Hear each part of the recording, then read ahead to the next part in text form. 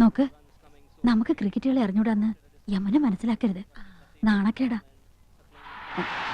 യമന വരുന്നുണ്ട്, ക്രിക്കറ്റ് ആസ്വദിച്ചോണേ. എന്തൊരു കളി! ஓகே சார், ஓகே, கண்டிப்பா.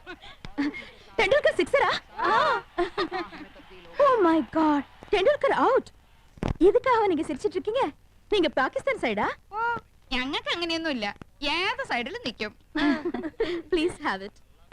കുടിക്കാൻ.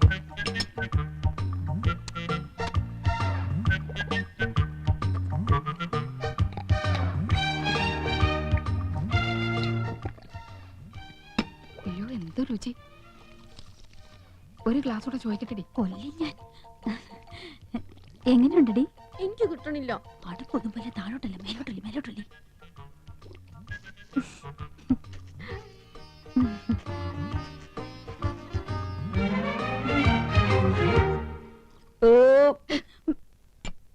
സ്കൂളിൽ പഠിക്കുമ്പോ ഡാൻസിനും പാട്ടിനും ഒക്കെ ഞാൻ മിടുക്കിയായിരുന്നു.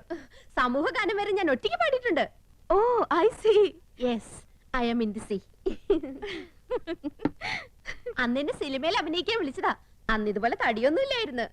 സീലിംഗ് ബ്യൂട്ടിന്നാ അന്ന് എന്നെ എല്ലാരും വിളിച്ചിരുന്നത്. സ്ലിം ബ്യൂട്ടിന്നാ ഉദ്ദേശിച്ചത്. പക്ഷെ അച്ഛനും അമ്മയും വിട്ടില്ല. അന്നേ സിനിമയിൽ പോയിരുന്നെങ്കിൽ ഇന്ന് എന്താകുമായിരുന്നു? போகாம இருந்தது ரொம்ப நல்லது.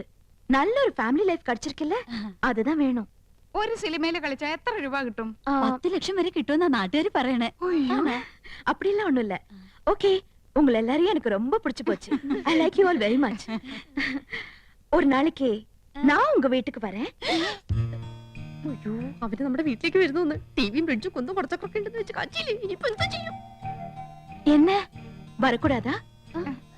അയ്യോ, വരണം, തീർച്ചയായും വരണം. എപ്പോഴാ വരുന്നേ?